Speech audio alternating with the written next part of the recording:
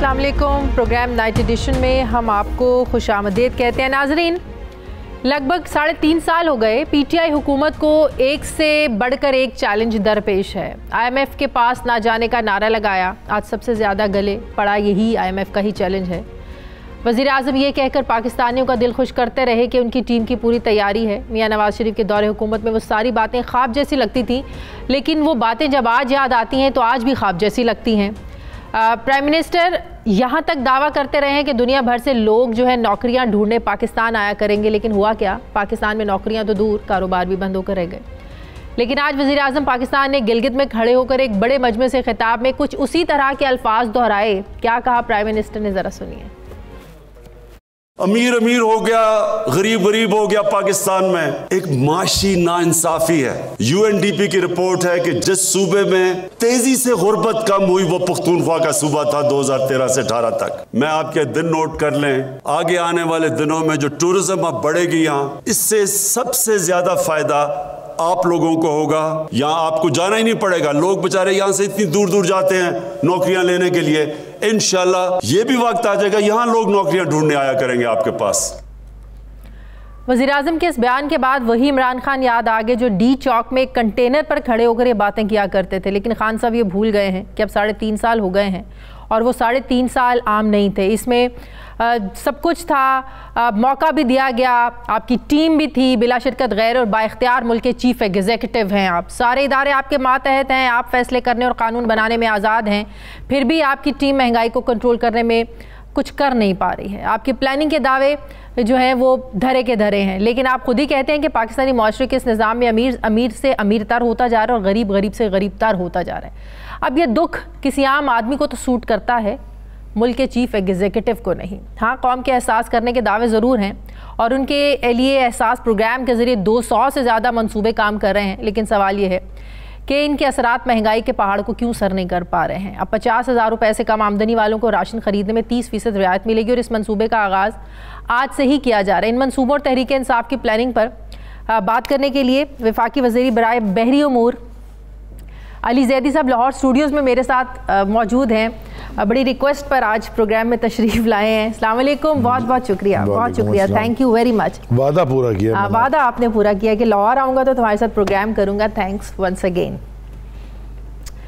सबसे पहले महंगाई पे मैं बात करती हूँ। आपका वो आपने कर ली ऑलरेडी, अब तो मेरा जवाब देने का टाइम हमसे ही कर दिया। जरा वो बरतानिया वाला मुझे जरा वाकया बता दे। वो बड़ा मीडिया में आया, आप गए, आपको कुछ कहा, घड़ी उतारो, ये उतारो, वो उतारो। मैंने सोचा था सबसे पहले मैंने आपसे इस पे जरूर पूछना है वो क्या था? इतनी वो देखें, वो हम एस्केलेट ज़्यादा हो गया।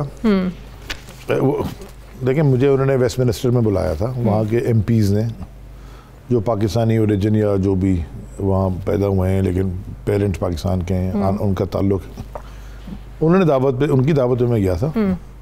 तो थोड़ी सी शायद मिसकैलकुलेशन हो गई या मिसअंडरस्टैंडिंग उनकी तरफ से ये हुई कि उनको बताना चाहिए था कि एक फेडरल मिनिस्टर आ रहा है। तो जब हम वो इनका बिल्कुल गेट जैसे एयरपोर्ट जैसी सिक्योरिटी होती है उनके, जैसे हमारे पास भी आप जाते हैं अगर एक आम आदमी, तो एक्सरे मशीन है और बैग वैग गुजारने पड़ते। तो जब मैं वहाँ गया तो उन्होंने कहा कि जी आप ये, वो एक जो भी खड़ा था गार्ड, उसको तो नहीं पता कि मैं कौन हूँ, ये सब उतारे। तो मैं गाड़ी और जैकेट, तो I politely refused and I walked out. मैं गाड़ी में बैठ गया अपनी। अच्छा। तो फिर उन्होंने कहा नहीं जी उनसे मिसअंडरस्टैंडिंग होगी। फिर हाई कमीशन साहब की गाड़ी में बैठ के मैं और हाई कमीशन, उनका जो एक प्रॉपर प्रोटोकॉल वाला गेट है, उससे अंदर चले गए।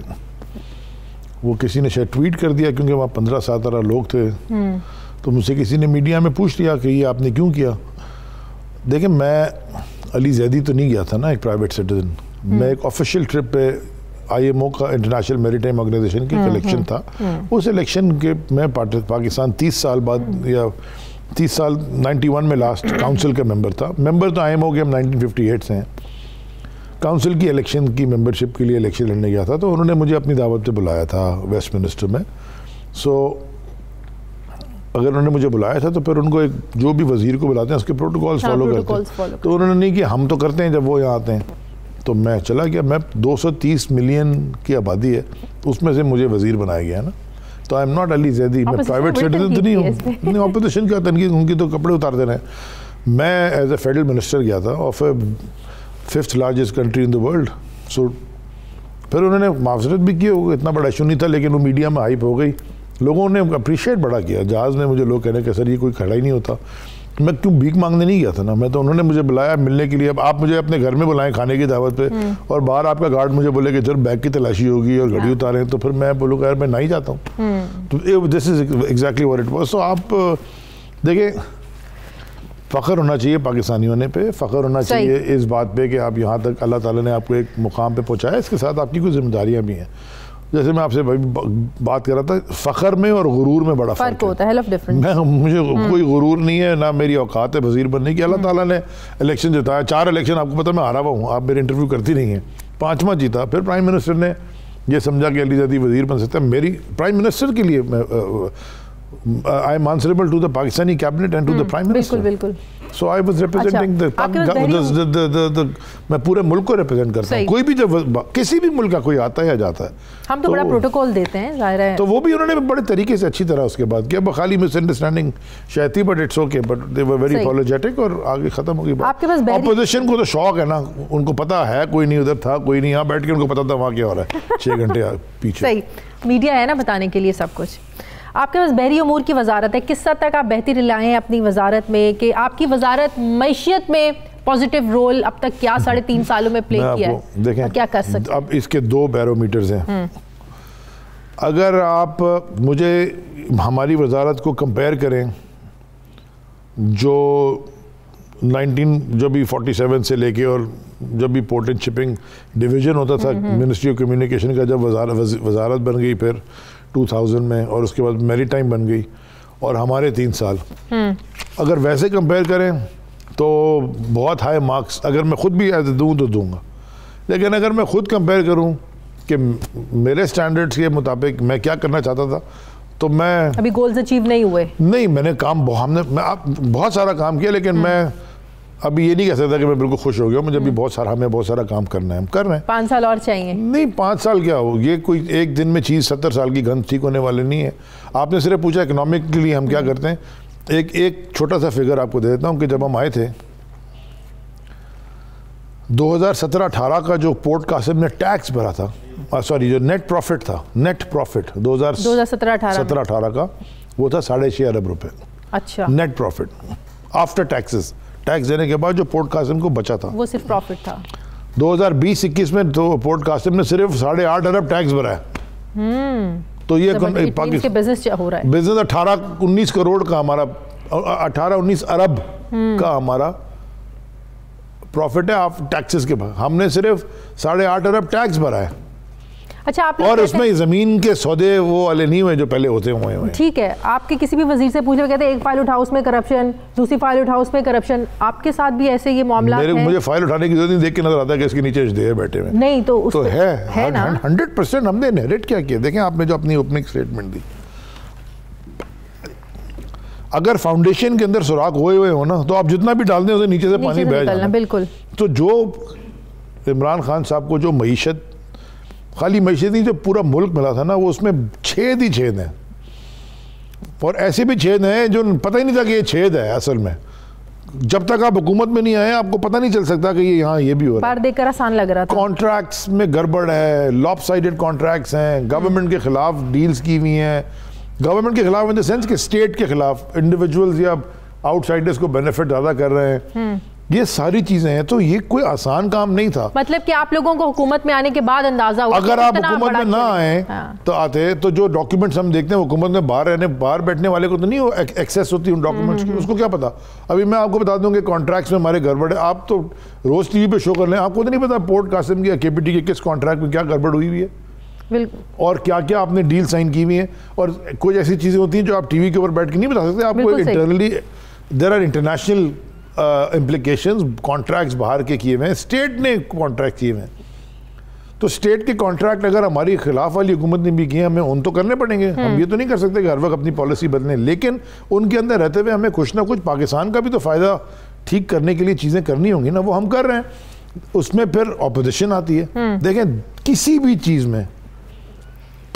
चीज़ में जब आप स्टेटस को के खिलाफ जाएंगे आपको ऑपोजिशन आएगी, प्रॉब्लम्स आएंगी। स्टेटस को 70 साल से इंट्रेंच्ड है, उनके टेंटिकल्स डीप रूटेड हैं बहुत, वो आपको पता नहीं चलता कि जो सामने है वो आपके फेवर की बात कर रहा है, आपको मिसगाइड कर रहा है।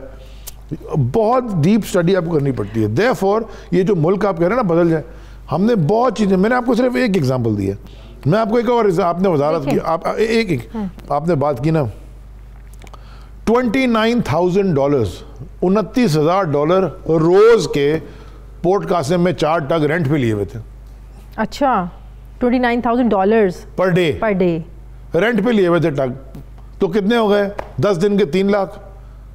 बिल्कुल, 10 दिन के $30,000, 10 दिन के 3 लाख, तो 1 महीने के $1 मिलियन। तो डॉलर भी बढ़ गए। $1 मिलियन महीने का किराया दे रहे थे आप, किराया दे रहे हमने अब खरीदे, हमारे टैक्स आ रहे हैं, हमने एसेट बनाया, हमने एफिशिएंट। देखिए मेरा काम, अगर ये वजारत हो ना ऐसी जो डायरेक्ट पेट्रोल की वजारत है, तो हम ये चीजें ठीक एफिशिएंसी बढ़ाने बात बिल्कुल ठीक है कि 3-4 सालों में आप इतना गन साफ, लेकिन जितना किया वो कर भी कोई नहीं सकता था। लेकिन मसला ये कि आप लोगों ने इतने सब्ज बाग दिखा दिए, 100 दिन में ये कर देंगे, 3 महीनों में ये कर देंगे, 90 दिन में ये कर देंगे, 1 साल में ये कर देंगे। एक्चुअली आप लोगों ने लोगों में इतनी ज्यादा उम्मीद पैदा कर दी कि आते ही पता नहीं कौन सी जादू की छड़ी घुमाएंगे तो सब कुछ हाल हो जाएगा। देखो मेरी बात सुनो, होप अगर मर जाए ना तो कोई चीज, होप होती है तो आखिरी बॉल तक आदमी खेलता है। होप अभी मैं आपको मैं एक यहाँ नेशनल ये मेरी टाइम सिक्योरिटी वर्कशॉप थी, वो नेवल वॉर कॉलेज में, उधर मुझे बुलाया था उन्होंने आज एज अ चीफ गेस्ट। उसकी जो आखिरी बात मैंने, क्योंकि वो 8-10 बाहर के मुल्कों के भी लोग यहाँ पे, उनके सीनियर नेवल ऑफिसर्स और जनरल सारे आए हुए थे। पाकिस्तान नेवर बेट अगेंस्ट पाकिस्तान के खिलाफ शर्त लगाओगे हार जाओगे, शॉर्ट टर्म गेन होगा हार जाओगे। इधर सब कुछ है, अगर चीज़ें ठीक नहीं हुई हो तो फिर उनको ठीक करने में टाइम लगता है। मैं आपको एक छोटी मिसाल देता हूँ ना, ये आपने मुझे चाय का कप दिया, आपने दिया ना, यहाँ रखा हुआ था, मैंने उठा के पीना शुरू कर दिया। इसका क्या मतलब है? इसका मतलब है कि जिसने भी बनाया, आपके स्टूडियो पे आपसे पे मुझ पे भरोसा है, तो इसमें अगर आपने कोई दवा डाली हो जिसमें मैं बीमार हो जाऊं, मुझे तो नहीं पता, ये सील तो नहीं है इसकी बोतल की तरह, ये तो खुला पड़ा है, तो मैं तो आप पे भरोसा करके पी गया हूँ। बिल्कुल। तो अगर नहीं करूँ तो मैं क्या बोलूँ? अपने सामने खड़े होकर बनाऊँ? देखें, सही है, हर चीज को इस तरह एनालाइज करना। ठीक है, मैं आपकी सारी बातें सुनती हूँ, मानते भी हैं। और ये अच्छा, और दूसरा ये टीवी के ऊपर, माजरत में थोड़ी खता कलामी माफ, ये जो मैं देखता हूँ ये टीवी के ऊपर आके इतना सफेद झूठ बोलते हैं, मुझे कोई इसकी समझ में नहीं आती कि ये किस तरह के। अब वो पीपल्स पार्टी वाला, आप इस मुल्क का हाल क्या है कि आधी काबीना और वजीर आजम एक ग्रीन लाइन का इफ्तिताह कर रहे हैं। वाला क्या दुनिया भर में बसें खुलती हैं, चलती हैं, बंद होती हैं, वहाँ वजीर आजम।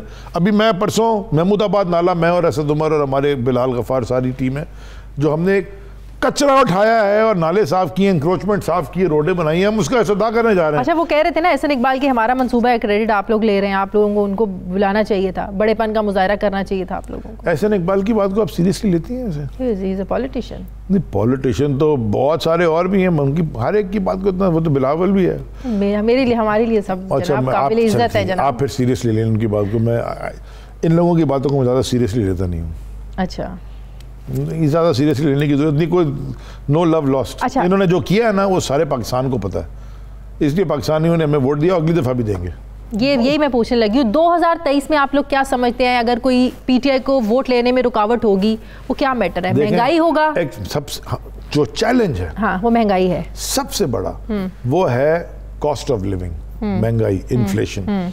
लेकिन वो खाली पाकिस्तान का नहीं है, दुनिया के हर मुल्क का है। जो structured developed first world economies हैं, वहां से लेके और जो नीचे वाली इकोनॉमीज हैं, सब तक है। वहां पे आप ये जवाब होता है कि जी वो तो इनकम भी उनकी ज्यादा है, तो भैया वहां पे महंगाई भी उसी तरह से ज्यादा है।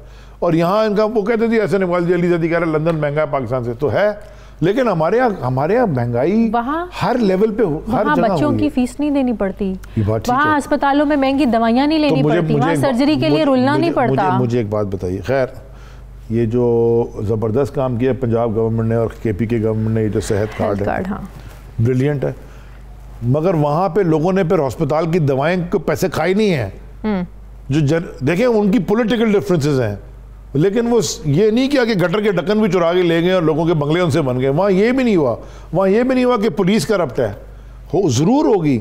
अमेरिका के अंदर जब मैं 90s में आता था, वहाँ पे, या शिकागो के अंदर, वो जो पुरानी, वो ऑफकोर्स करप्शन थी, लेकिन कुछ लोग थे और सिस्टम जो था वो करप्शन के अगेंस्ट काम कर रहा था।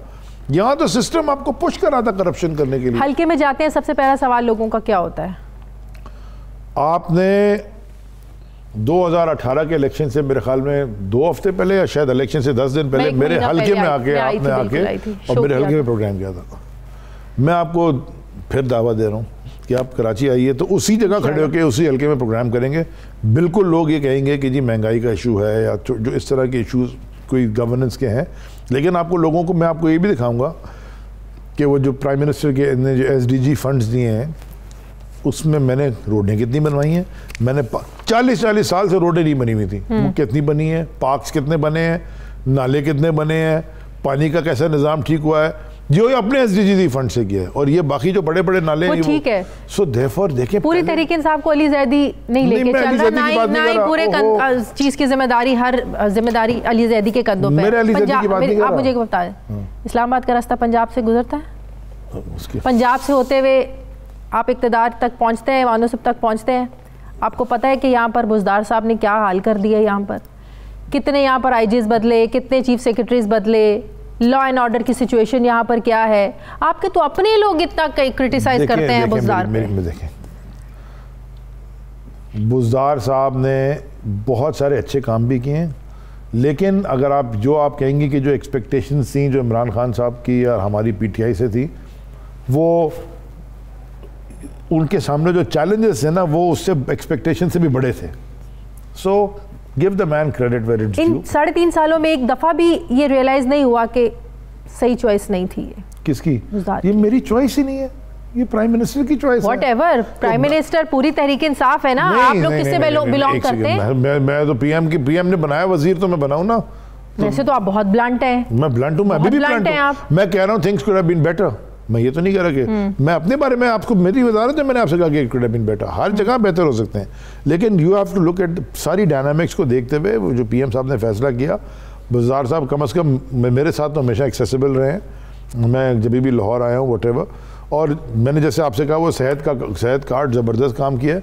और उनको भी जो भी विरसे में चीज़ें मिली थी, वो एक ब्यूरोक्रेसी, एक आप कहते हैं जी IG बदल गए, ये वही शहर है जहाँ पे खड़े होकर मॉडल टाउन में गोलियां मारे जा रहे थे, वही पुलिस वाले थे। सिस्टम करप्टेड है यार। KPT के अंदर 1988 में, सुने ना, 1988 में बीबी शहीद साहबा बनी, उन्होंने 400-300 पता नहीं लोग भर्ती करवा दिए, वो अब 20 ग्रेड में 18 ग्रेड में पहुंच गए। आप 900 खुल के भर्तियां हुई, 5000 आदमी की जरूरत ही नहीं है। लाहौर की गलियों में थड़ों पे चलें, लोग शहबाज शरीफ को याद करते हैं। इसकी वजह मुझे बता दो। याद करते हैं लेकिन वोट उन्होंने डालना, वजह बता देना, उन्होंने भले को डालना। कितनी थिन मेजॉरिटी है आप लोगों की? पंजाब सिर्फ लाहौर ही है। कितनी थिन मेजॉरिटी है पंजाब में आप लोगों की? ओहो, लाहौर के अलावा पंजाब नहीं है? बिल्कुल है। तो आप देखिएगा ना फिर इलेक्शन में। तो अभी क्या, तो इलेक्शन आएगा उस वक्त देंगे जवाब तो देना पड़ेगा ना आपको। जवाब तो मैं इलेक्शन में दूंगा। इलेक्शन में जब जाएंगे, आपने तो अपने सिंध का, कराची का जवाब देना है ना, आपको अपने हल्के का जवाब देना है। आप मुझे बताएं, वो 14 साल से जो वहाँ डाकू बैठे हुए सिंध के ऊपर, उनके ऊपर एक प्रोग्राम तो करें ना। उनके साथ हम करते हैं प्रोग्राम। मतलब वो उनके MNAs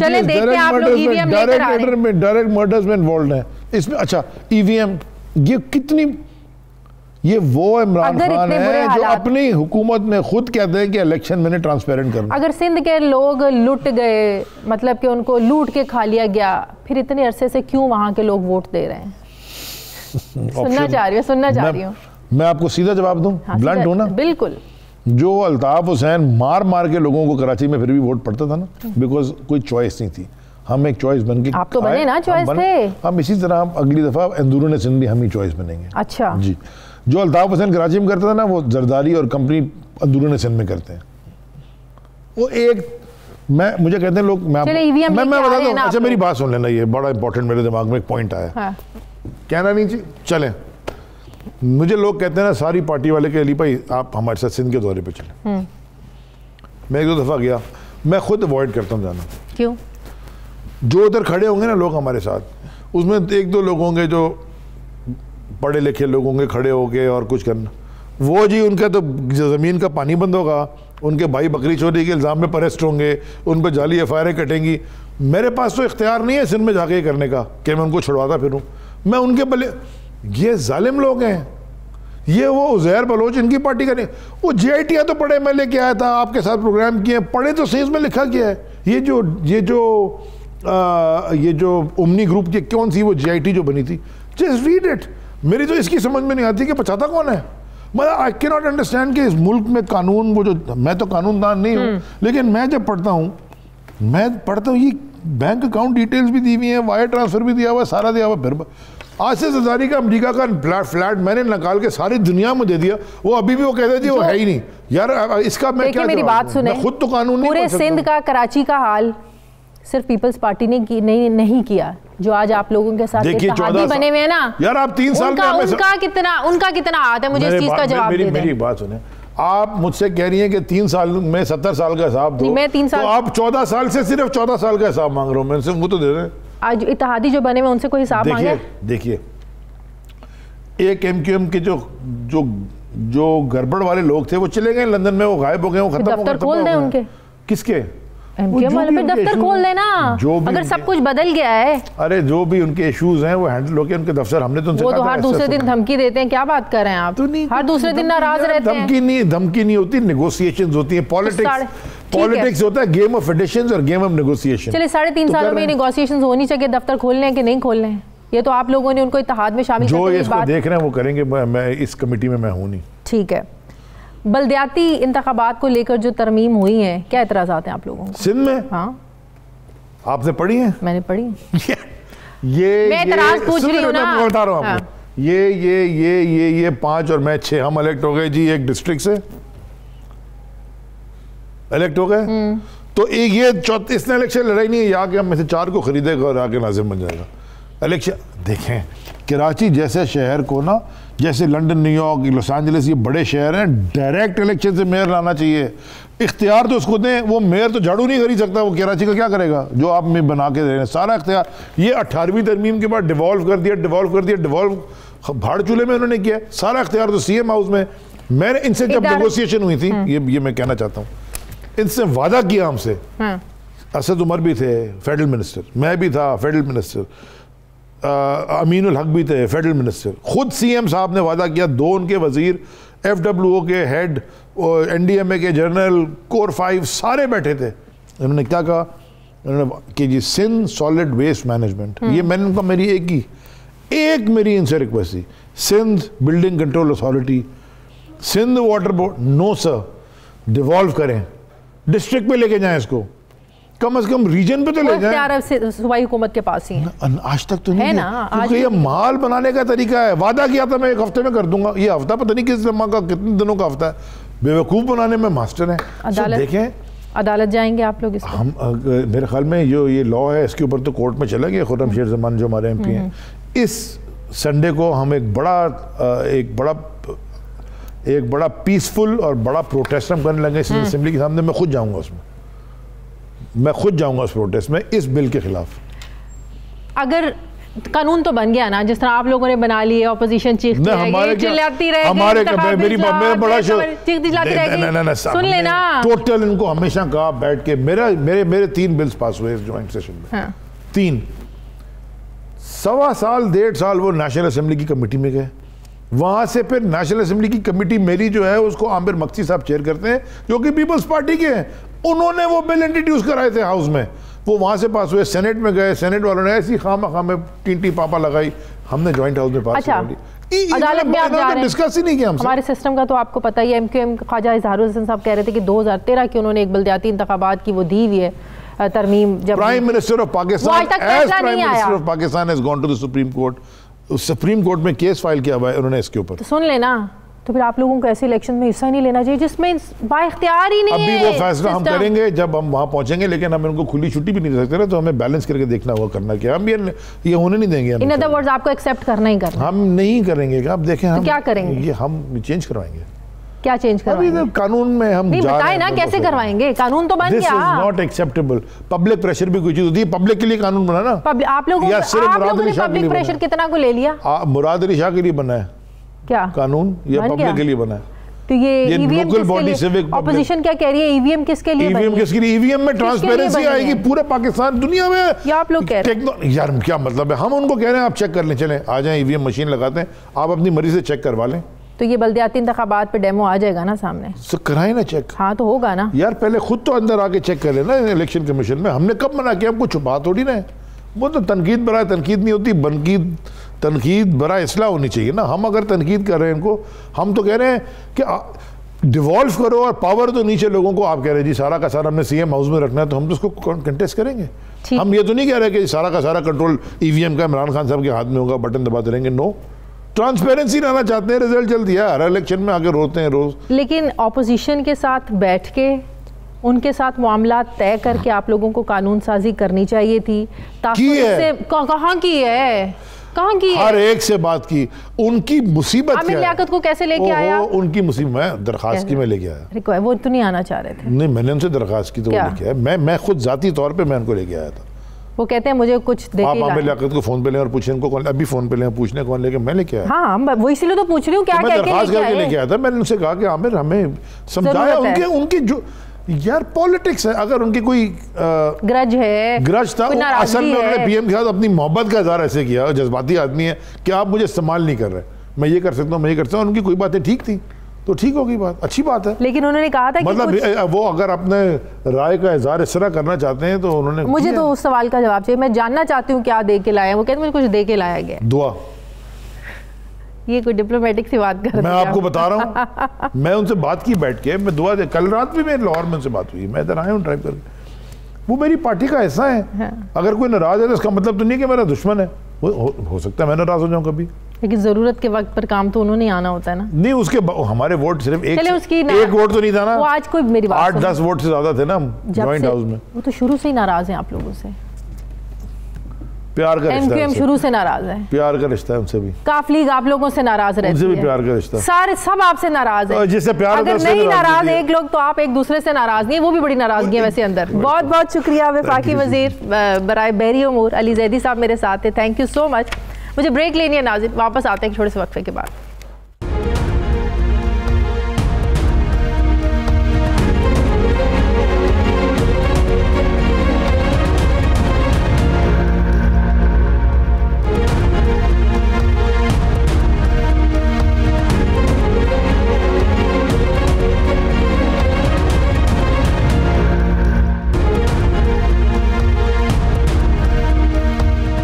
ब्रेक के बाद एक बार फिर से आपको खुशामदीद कहते हैं नाज़रीन। अवाम कहते हैं कि महंगाई बढ़ चुकी है, जवाब आता है कि महंगाई इंटरनेशनल मसला है। अवाम पूछते हैं बिजली और गैस की कीमतें क्यों बढ़ रही हैं, तो जवाब आता है हमारे यहाँ दीगर ममालिक से कीमतें कम हैं। अवाम जब पूछते हैं आटा, घी, चीनी और अशिया खुर्दनोश की कीमतों में इजाफा क्यों हुआ है, तो जवाब आता है अमरीका और लंदन में महंगाई हमसे ज़्यादा है। अवाम कहते हैं कि बेरोज़गारी बढ़ती जा रही है, तो जवाब आता है कोरोना वबा की वजह से ऐसा हुआ है। अवाम जब कहते हैं कि टैक्सेस की भरमार ने ज़िंदगी जेरन कर दी है, तो जवाब आता है निज़ाम हुकूमत चलाने के लिए टैक्सेस देना ज़रूरी है। जब अवाम कहते हैं कि रिलीफ मिल नहीं रहा और कर्ज़े बढ़ते जा रहे हैं, तो जवाब आता है पिछली हुकूमतों के कर्ज़ उतारने के लिए हमें मज़ीद कर्ज़ लेना पड़ रहे हैं। जब अवाम कहते हैं कि करप्शन बढ़ चुकी है, रिश्वत का कल्चर परवान चढ़ा है, तो जवाब आता है वज़ीर आज़म ईमानदार है। गुज़श्ता रोज़ पेट्रोल की कीमत में 5 रुपये फ़ी लीटर कमी की गई, जिसके बाद हुकूमती वज़रा ये दावा कर रहे हैं कि महंगाई कम हो जाएगी, मगर हुकूमती दावों के बरक्स एशियाई तरक्याती बैंक कुछ और ही कह रहा है। एशियाई तरक्याती बैंक की तरफ से जारी एक एलामिया में कहा गया है कि पाकिस्तान में महंगाई की शरह में इजाफा होगा। महंगाई बढ़ने की वजह से उन्होंने बिजली की कीमतों में इजाफा और आलमी मार्केट में अशिया की कीमतों में इजाफा करार दिया है। एक तरफ ADB एशियाई तरक्याती बैंक आने वाले दिनों में महंगाई होने का इंदिया दे रहा है, तो दूसरी तरफ हुकूमत ने IMF की शराइत पर पूरा उतरने के लिए मिनी बजट लाने की तैयारी कर ली है और इस मिनी बजट के ज़रिए अरबों रुपए के नए टैक्सेस लगाने की मनसूबाबंदी भी की जा रही है। अब अगर मिनी बजट आ जाता है तो इसके बाद महंगाई की परवाज़ जो है ये आसमान की बुलंदियों तक पहुँचेगी और गरीब तबका फाकों की नौबत तक पहुंचेगा। गुर्बत कम करने और महंगाई को कंट्रोल करने के लिए हुकूमत को करना क्या चाहिए, मैं बात करूंगी। मुझे माहिर मौशूआत डॉक्टर शाहिद हसन सिद्दीकी साहब ज्वाइन करें। अस्सलाम वालेकुम, बहुत बहुत शुक्रिया डॉक्टर साहब आपका। डॉक्टर साहब, जब पेट्रोल महंगा होता है तो ज़ाहिर बड़ी तनकीद करते हैं सब लोग हुकूमत पे, टेलीविज़न टॉक शोज़ में भी बड़ी क्रिटिसाइज़ किया जाता है, आम आवाम भी बहुत ज़्यादा तनकीद करते हैं। चले 5 रुपये फ़ी लीटर कम हो गई है, इस चीज़ को अप्रिशिएट तो करना चाहिए। इसमें हुकूमत का कमाल क्या है और इससे क्या महंगाई वाकई कम होगी? क्योंकि हमें पता है कि 1 रुपया लीटर भी बढ़ जाता है तो हर चीज़ को जो है ना वो पर लग जाते हैं, हर चीज़ बढ़ना शुरू हो जाती है। अब 5 रुपया अगर कम हुआ है तो महंगाई कम होगी क्या? देखिए, आने वाले महीनों में पाकिस्तान में महंगाई बढ़ेगी, इसमें किसी को कोई गलत फहमी नहीं होनी चाहिए।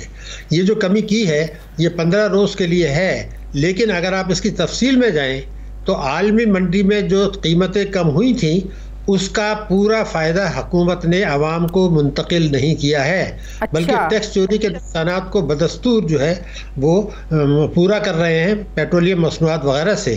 क्योंकि एक तो पेट्रोलियम लेवी बढ़ाया है, दूसरे GST भी उन्होंने बढ़ाया है पिछले वक्त के मुकाबले में। यानी ये पूरी कमी का फायदा नहीं पहुंचाया, ये तो बिल्कुल वाज़ेह है। लेकिन पेट्रोल लेवी तो अभी कह रहे हैं कि 4 रुपए अभी हर महीने बढ़ाते बढ़ाते इन्होंने 30 रुपए तक लेके जानी है। डॉक्टर साहब, तब क्या बनेगा? देखिए, वो तो हमारे बजट में इन्होंने 610 अरब रुपए मंजूर किए थे। हाँ, अगर आपको याद हो, बिल्कुल। और उसी में 30 रुपए रखा गया था। तो ये जो लोग कहते हैं ना कि जी या तो IMF की शराइत है, मैं वही समझाने की कोशिश कर रहा हूँ। IMF की शराइत नहीं है, खुदा के लिए, आपकी अपनी हरकतें हैं। जब आपने 610 अरब रुपए रखा पेट्रोलियम लेवी में 12 महीने में, तो 50 रुपए महीना बनता है। अब IMF कह रहा है जी 7 महीने हैं तो आप 350 अरब रुपए ले आए, तो उसमें IMF कहाँ से आ गया? ये अपनी हमारी जो पॉलिसियां हैं वो बुनियादी तौर पर है अशराफिया की नहीं, तो 610 अरब का जो हुकूमत ने रखा था, ये खुद की सोच से रखा था, खुद की प्लानिंग से रखा था। IMF का इसमें कोई रोल नहीं था। IMF का प्रोग्राम तो जनाब मुअत्तल है फरवरी 2020 से, आपको भी पता है, मुझे भी पता है। इन्होंने जो डिस्काउंट रेट कम किया था और जिसकी वजह से जो है ना वो IMF का प्रोग्राम मुअत्तल रखा, डिस्काउंट रेट कम किया था दुनिया में सबसे ज्यादा। वो मार्च से जून 2020 तक आपको याद होगा 13.25 से उन्होंने 7% पे ले आए थे। तो ये कमी की इसलिए थी कि आप IMF के प्रोग्राम से बाहर रहे और इन्होंने 20 महीने तक अशराफिया को फ़ायदा पहुंचाया। आपने देखा फिर बेतहाशा कर्जे लिए गए बैंकों से, जिससे तिजारती खसारा आसमान पे पहुंचा। करंट अकाउंट डेफिसिट 14 अरब डॉलर की तरफ जा रहा है और सिर्फ मई से अब तक 28 रुपया डॉलर में कमी हुई है। और लेकिन आपने देखा कि जैसे ही IMF का प्रोग्राम मंजूर हुआ, स्टेट बैंक ने जो है डिस्काउंट रेट बढ़ाना शुरू कर दिया है। तो ये बिल्कुल वाज़ेह है कि आपने उसके प्रोग्राम को मुअत्तल इसलिए रखा था 20 महीने तक, जिससे मईशत तबाह हुई। और सबसे बड़ी तबाही जो थी वो ये थी कि आपने जून में जो मुज़ाकरात होने थे उसको मुलतवी कराया अक्टूबर में, और जो रोज 2 दिन में फैसला होना था वो आपने कई हफ्तों में किया, जिससे मईशत में जो तबाही आई है। सब मिनी बजट में जो कह रहे हैं कि नए टैक्सेस लगाने हैं, अब नए टैक्सेस उन लोगों पे लगेंगे जो ऑलरेडी मेरे जैसे आप जैसे लोग टैक्सेस दे रहे हैं। अब सवाल दिन से कोई ये पूछे कि आप टैक्स नेट का जो दायरा कार है उसको आप कितना बढ़ा रहे हैं, उसको बढ़ाने की जरूरत है, ना कि हमारे जैसे लोगों पर टैक्स लगाए जाना। देखिए, आपने तो बिल्कुल सही हल पेश कर दिया। मैं आपसे बता दूं, ये इनडायरेक्ट टैक्सेस हैं, जनरल सेल्स टैक्स हैं जो आवाम के ऊपर जाएंगे। लेकिन मैं एक जुमला आपको ज़रूर बता दूं, ये अशराफियों को नवाजने के लिए अगर कानून तोड़ना पड़ता है तो हम कानून तोड़ते हैं। आवाम को कुचलने के लिए अगर कानून तोड़ना पड़ता है तो हम कानून तोड़ते हैं, ये बिल्कुल वाज़ेह है। अब मैं आपसे बता दूं कि ये जो कुछ कर रहे हैं, आपको याद होगा, मैं हल पेश कर रहा हूँ आपको। ये जो बोझ है ये तो आवाम पर जा रहा है, मगर इसका हल क्या है? देखिए, 2019 में तहरीक इंसाफ एक टैक्स एमनेस्टी लेकर आई थी। उसमें जो टैक्सों की शरह थी वो दुनिया में कभी भी इससे इतनी कम शरह पे नहीं दिए गए, ना पाकिस्तान में। ये हमने वर्ल्ड रिकॉर्ड क्रिएट किया कि आप 1.5% टैक्स देकर अपनी प्रॉपर्टीज़ को चोरी के पैसे की है रेगुलराइज करा लें। मगर एक कानून बना था उसके अंदर, जो इश्तहार भी दे दिया गया था कि FBR को ऑथोराइज किया गया था कि जिन लोगों ने इस स्कीम से फ़ायदा नहीं उठाया और जिनके असासे मुल्क के अंदर मौजूद हैं, जो हुकूमत के कंट्रोल में हैं और जिसकी तफसीलात हुकूमत के रिकॉर्ड में मौजूद हैं, वो कहा गया था हम उनसे वसूल करेंगे। और प्राइम मिनिस्टर साहब ने कहा था हम उनका क्रैक डाउन करेंगे, क्योंकि उन असासों की डिटेल्स हमारे पास हैं। मैंने रिसर्च करके बताया कि आपको 900 अरब रुपया मिल सकता है। और अगर आप ये कानून को ना तोड़ें तो ये 900 अरब रुपए आप चोरों से ले लें और आवाम पर ये मिनी बजट ना लाएं। मैं क्यों कह रहा हूं कि 6100 अरब का हमारा टारगेट है इस माली साल का, और 270 अरब हम मिनी टैक्स में अपना टारगेट रखने जा रहे हैं। Is this practical? देखिए, बात ये थी कि पहले तो हम ये समझ लें कि 6100 अरब रुपया का हमने हदफ, रिवाइज हमारा हदफ है। और हमारी जो पोटेंशियलिटी है, जो सब दुनिया मानती है, प्राइम मिनिस्टर भी मानते हैं, वो है 11,100 अरब रुपया।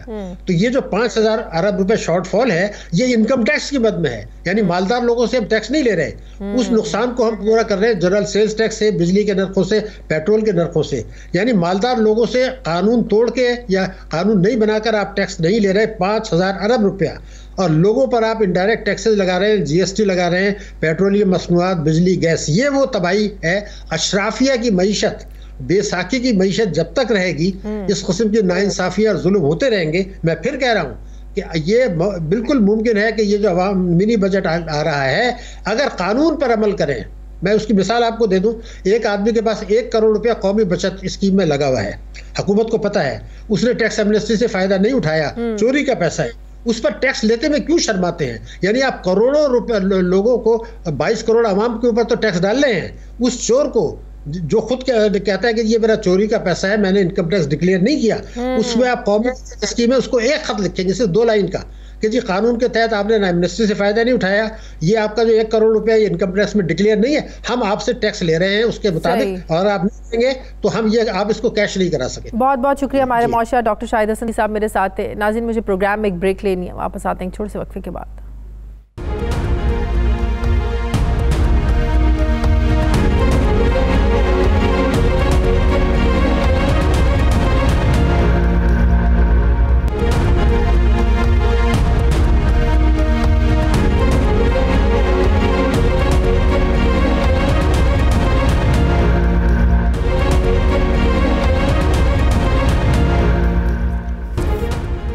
ब्रेक के बाद एक बार फिर से आपको खुशामदीद कहते हैं नाजरीन। 16 दिसंबर का जब दिन आता है, सानहा आदमी पब्लिक स्कूल की याद आ जाती है। वो अजीम कुर्बानियाँ जो मासूम तालिब इल्मों ने देकर मुल्क से दहशतगर्दी का ख़ात्मा किया, 132 फूलों के उस गम को भुलाया नहीं जा सकता।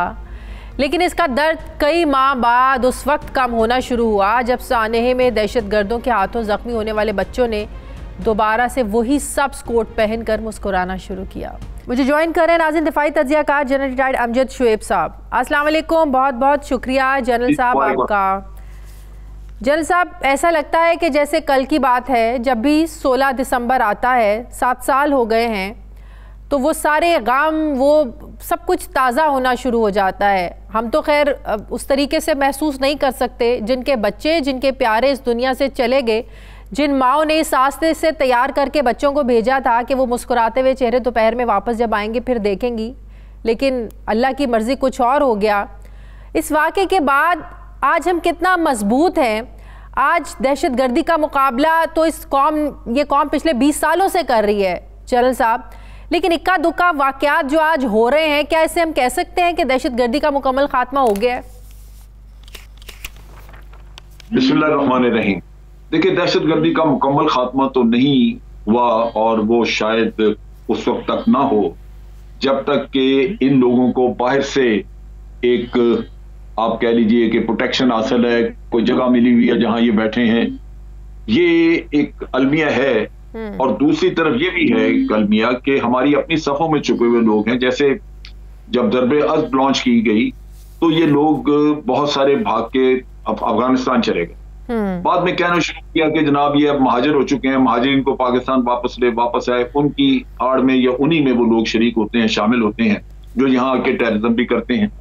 तो इन हालात में हमारे लिए ये किसी को उंगली से ये बता देना कि ये दहशतगर्द है, वो मुमकिन नहीं होता। चेहरे से पता नहीं चलता, लेकिन आप ही के सफों में, आप ही के घरों में दाएं बाएं रहते हुए लोगों में से कोई ना कोई ऐसा अमल कर रहा होता है। तो वो तो तमाम, जब तक पूरी आबादी सब लोग इस पे तावन न करें, ये मुश्किल हो जाता है कि आप किसी को पिन पॉइंट कर सकें कि ये दहशतगर्द और उसको सजा दे सकें। तो ये एक मुश्किल अमल है, लेकिन बारसूरत ये चलता है, चलना चाहिए।